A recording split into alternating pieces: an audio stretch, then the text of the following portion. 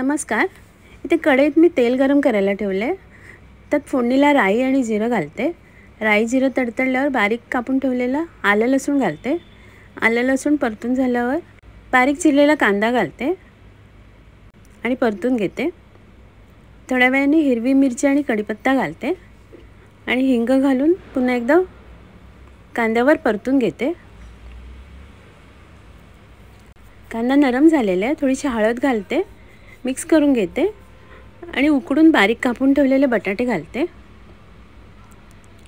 कांद्यावर परतून घेते आणि थोडंसं पाणी घालून मिक्स करून घेते आणि झाकण लावून उकळी काढून घेते. झाकण काढलेले आहे. बटाटे मॅश करून घेते थोडेसे.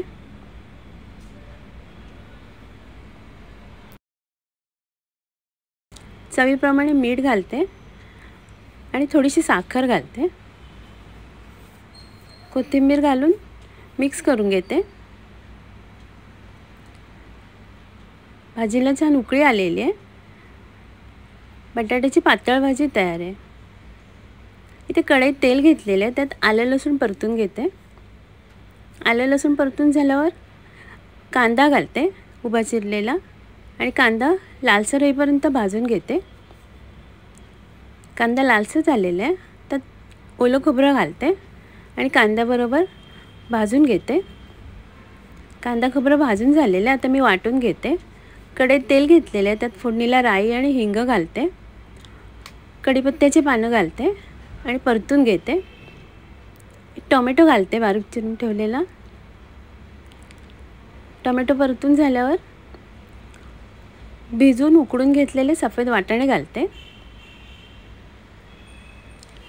आणि परतून घेते 2 मिनटं.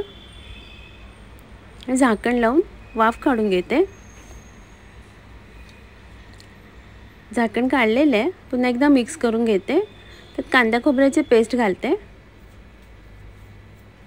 मिक्स करून घेते. थोडंसं पाणी घालते.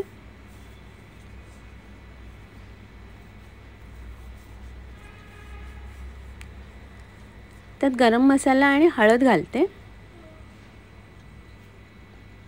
मिक्स करून घेते. चवीप्रमाणे मीठ घालते. हिरवी मिरची उभी चिरलेली आणि झाकण लावून उकळी काढून घेते. चण्याच्या रस्स्याला उकळी आलेली आहे. मिक्स करून घेते. वरून कोथिंबीर घालते. चण्याचा रस तयार आहे. आता मी सर्व करते. आजचा व्हिडिओ पाहिल्याबद्दल खूप खूप धन्यवाद.